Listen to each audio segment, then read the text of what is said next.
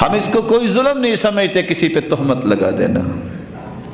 اللہ ذوالجلال کا فرمان ہے جو کسی پہ تہمت لگاتا ہے اس پہ لعنت ہے اللہ تعالیٰ کی۔ یہ ظلم ہے کہ آپ کسی مسلمان پر تہمت لگا دیں، بلکہ رسول اللہ صلی اللہ علیہ وسلم نے فرمایا من قال فی مسلم ما لیس فی، جب آپ کسی پہ کوئی شخص تہمت لگا دیتا ہے اور وہ عیب اس کے اندر نہیں ہے، اسکنہ اللہ ردغۃ الخبال، قیامت کا دن ہوگا اللہ ذوالجلال اس انسان کو جہنمیوں کے خون اور پیپ میں رکھیں گے، حتی یخرج مما قال، جب تک وہ ثابت نہیں کرے گا، جب وہ ثابت ہی نہیں کر سکے گا ولیس بخارج، اس جہنم سے نکل ہی نہیں پائے گا۔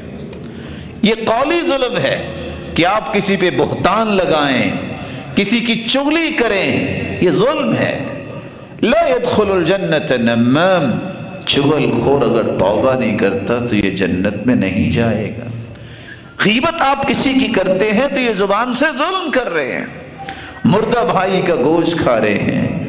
ابن عون سے کسی نے پوچھا کہ آپ نے کبھی کسی کی بات نہیں کی، کہتے ہیں میں نے اپنی اصلاح کر لی ہے کہ میں لوگوں کی فکر کروں؟ پہلے تو مجھے یہ ہے کہ میں ٹھیک ہو جاؤں، جب کوئی وقت بچا تو پھر میں لوگوں کی بھی بات کر لوں گا۔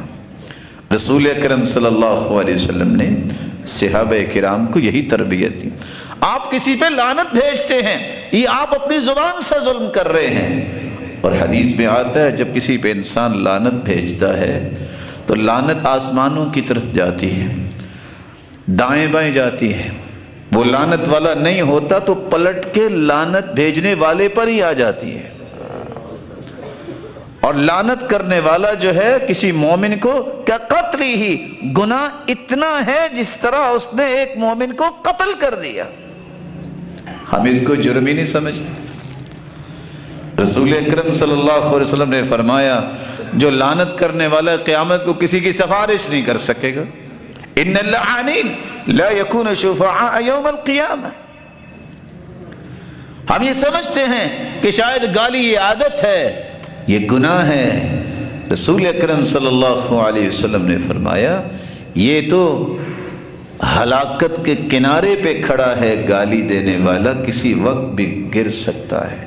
اور آپ صلی اللہ علیہ وسلم نے دیکھا جب دو لوگ آپس میں اسی طرح گالی کا تبادلہ کر رہے تھے تو خبر ملی تو آپ نے فرمایا شیطانان یتہاتران ویتکاذبان، یہ دونوں ہی شیطان ہیں اور آپس میں گتھم گتھا ہو رہے ہیں۔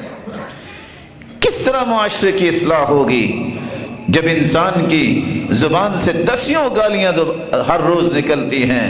صحابہ کی زندگی کو دیکھیے، صحابی کہتے ہیں جب سے میں نے حدیث سنی میں نے زندگی میں کسی جانور کو بھی گالی نہیں دی۔ رسول اللہ صلی اللہ علیہ وسلم کا دین ہمیں بتاتا ہے اگر آپ کسی سے مذاق کرتے ہیں تو یہ بھی آپ نے ظلم کیا ہے۔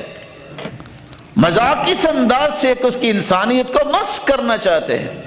اللہ کے رسول صلی اللہ علیہ وآلہ وسلم نے صرف اشارہ دیکھا، چھوٹے قد کی طرف اشارہ کیا، فرمایا یہ ایسا زہریلا کلمہ بولا ہے، حالانکہ اشارہ کیا ہے کہ اس کا تو قد چھوٹا ہے۔ لو مزجت بماء البحر لمزجت، اگر سمندر میں یہ کلمہ ڈال دیا جائے تو سارے سمندروں کے پانی کڑوے ہو جائیں۔ کسی کا قد چھوٹا ہے یا بڑا کس نے بنایا ہے؟ اللہ نے بنایا ہے۔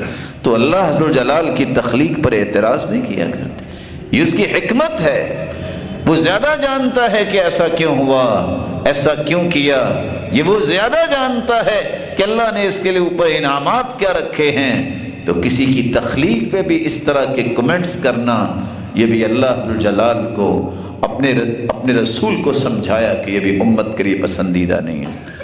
جھوٹی گواہی دینا یہ بھی قولی ظلم ہے۔